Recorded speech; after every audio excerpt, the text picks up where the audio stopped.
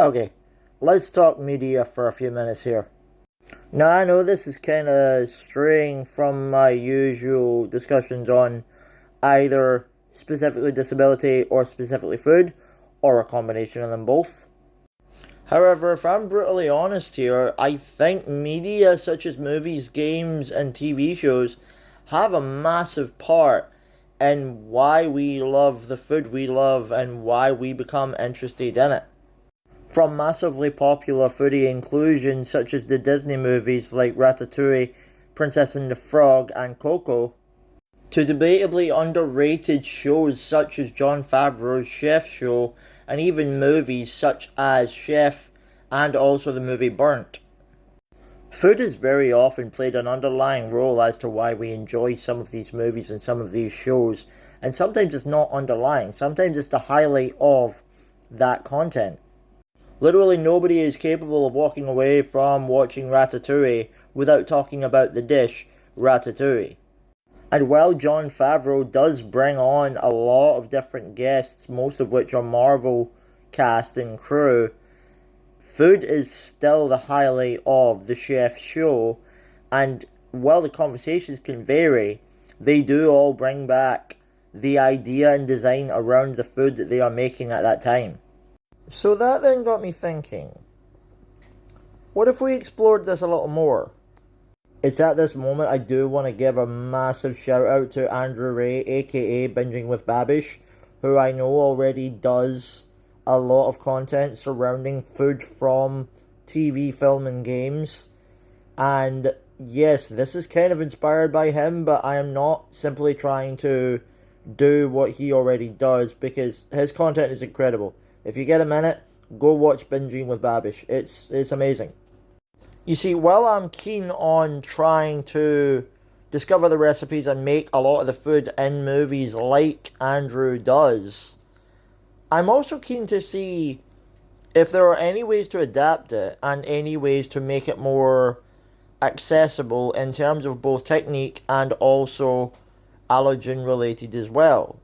Now, there is, of course, a couple of caveats here. First off, not every single piece of food from a film will be adaptable. Unfortunately, a lot of these movies are shot or set in times where things may be slightly different, and ingredients either may have changed over time themselves, or the practices used for them may have developed over the years to something that may not be adaptable. But again, this goes into the research of it. The other tiny caveat of this is, along with my other projects such as the podcast discussions and the cooking tutorials that I'm still filming as well, every one of these is still going at the same time here. There's a lot of content coming, guys. You guys better be ready for this. I'm currently looking at planning a schedule in which I would be able to release videos for each of these projects over a period of time, in which I would be able to give you guys each project and each style of video over a period of time, which will mean that 1 or 2 videos per week will be for different projects. So for instance, during 1 week, I might be able to release a cooking guide video in the early part of the week, and then later on in that same week, I would be able to release one of the podcasts that I'm recording.